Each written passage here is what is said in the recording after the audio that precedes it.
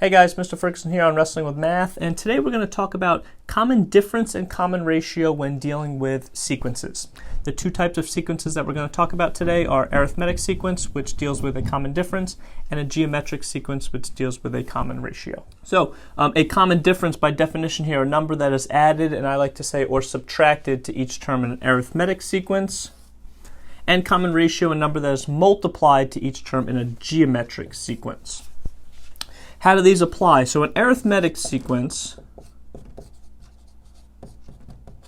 if you recall when we did linear equations, if we're adding or subtracting to each term here, it's following a constant rate of change. So that's a linear function.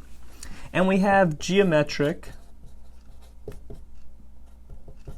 which is following a multiplication, or some people say division pattern.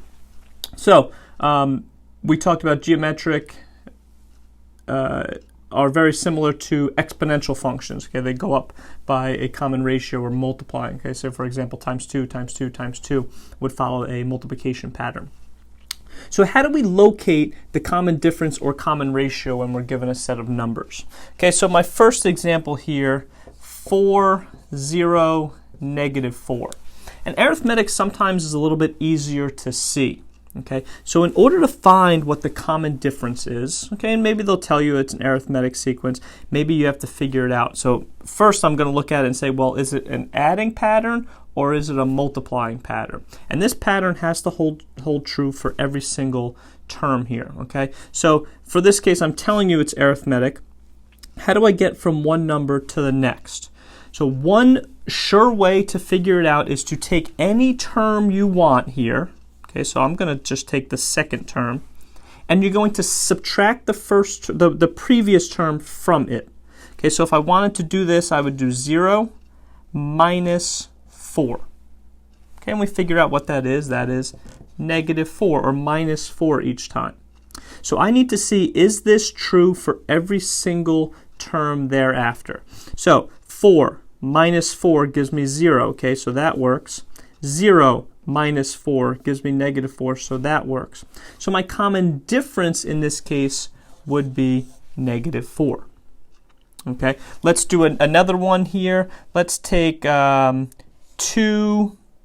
10, 18. I'm going to just give you a third one, 26, just to show you guys.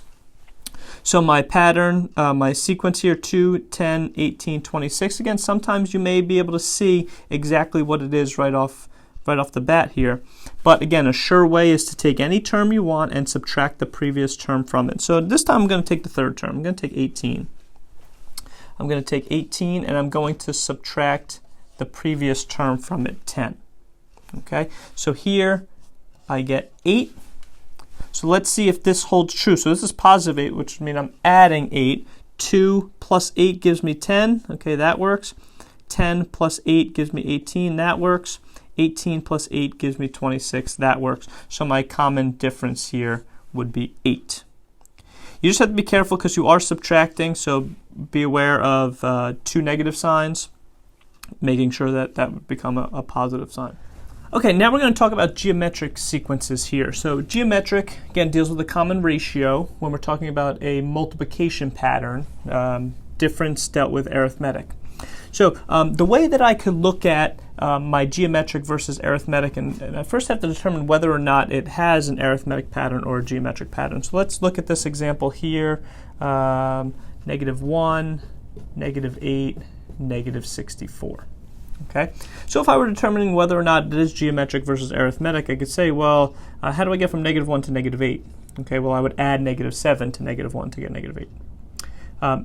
Does that pattern hold true? So if I add negative 7 to negative 8, do I get negative 64? No, so it can't be arithmetic here. Okay, so then we check for geometric. Same concept here, where arithmetic, we took the second, any term, and we subtracted the previous term from it. Since we're dealing with multiplication, we're going to take any term we want here and we're going to divide the previous term. So let's, for this example, take the second term here. So we have negative 8, and we're going to divide the previous term. So we're going to divide this by negative 1. Okay? Negative 8 divided by negative 1. Be careful with your signs. This is positive 8.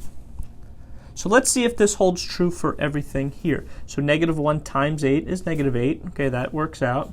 Negative 8 times 8 is negative 64. That works out, which means my common ratio is 8.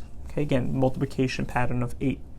Let's take another example here. Let's take 16, negative 8, 4, negative 2.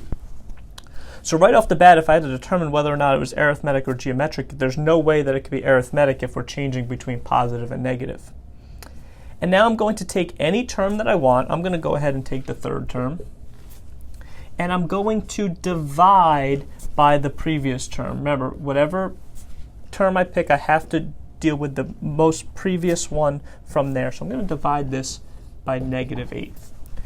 A lot of people type this in the calculator wrong, or they think that, oh, well, 4 and 8, it has to be 2. Okay, be careful with what we're doing here. 4 divided by negative 8, the smaller numbers on the top, so that means we're going to get some sort of fraction here. If I were to simplify this, I'm going to get negative 1/2. Okay, and again, just watch your signs. A positive divided by negative is a negative. Let's see if this holds true. 16 times negative 1/2 is negative 8. Okay, that works.